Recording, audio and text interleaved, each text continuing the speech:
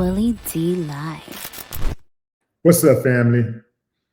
We got a black man who filmed himself arguing with his white girlfriend.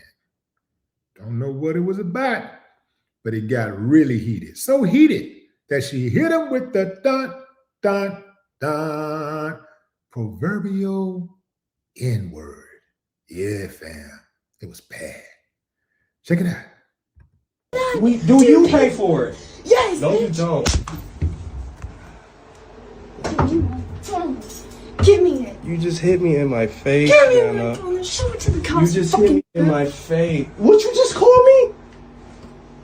Get out.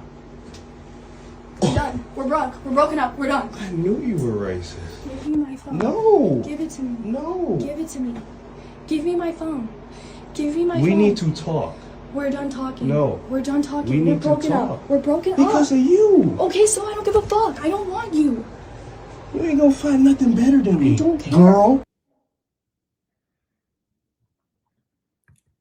Okay. Oh, man. Okay. So he said that he knew she was racist. Now, the question is, at what point did he know she was racist? Did he know before or after? Then, after she said what she said, he said, we need to talk. Young blood, what is there to talk about? It's a wrap, man. It's a wrap. The woman despises your essence. It's a wrap.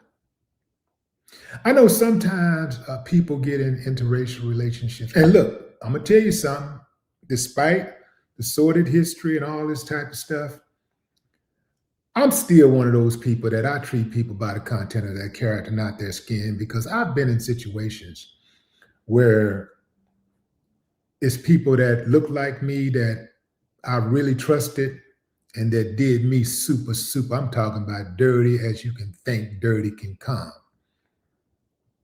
And I've been in situations where I was, on my ass, and people that didn't look like me came to my rescue.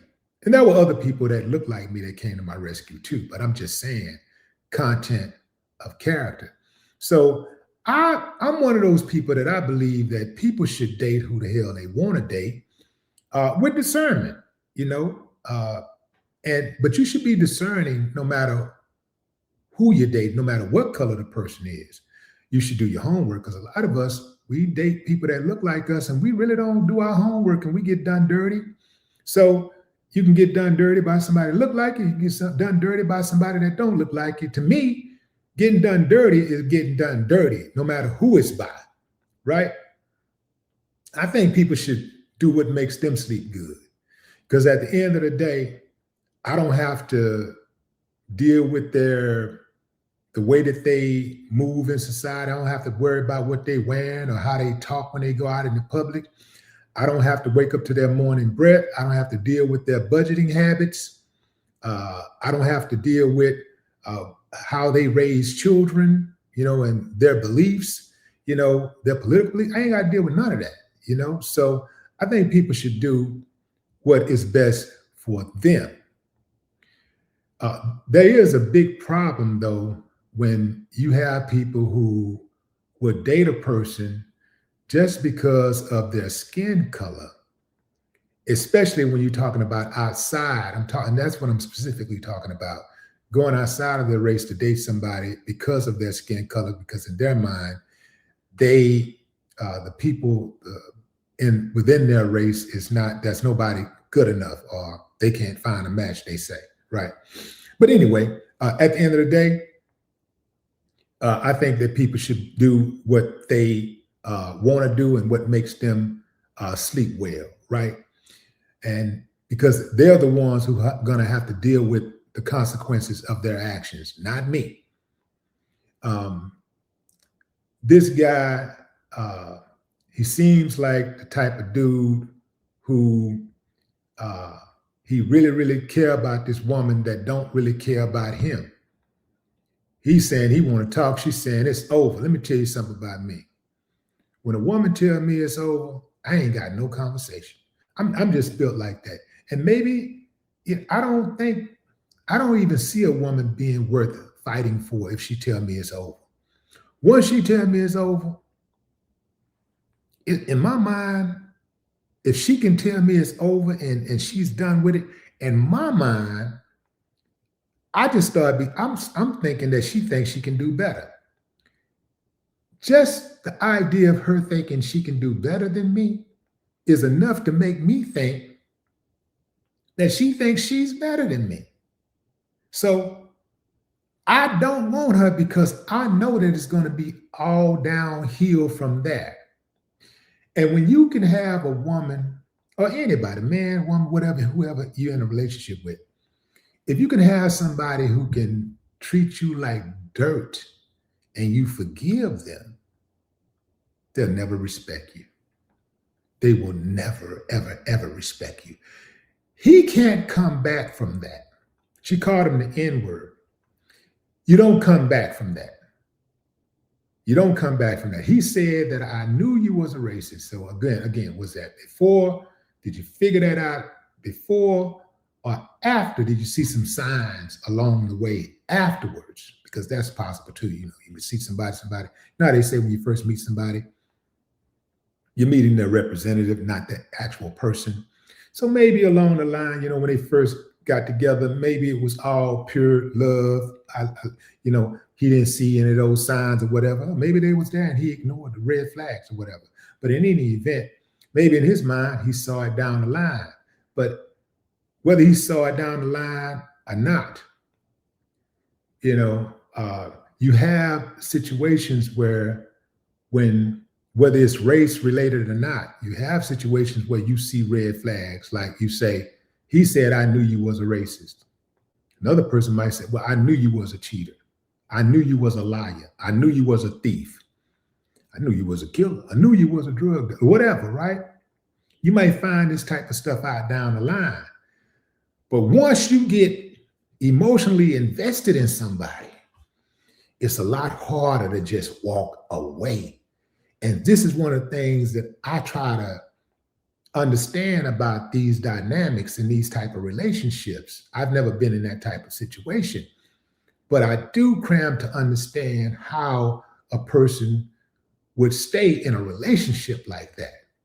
And I surmise that it's probably similar to all relationships where once we find out the worst part about a person, if we're already invested in that person emotionally, it's harder to walk away, no matter how rotten that person is, no matter how rotten they are, no matter how much of a bad fit they are for us, we'll still stay in the relationship.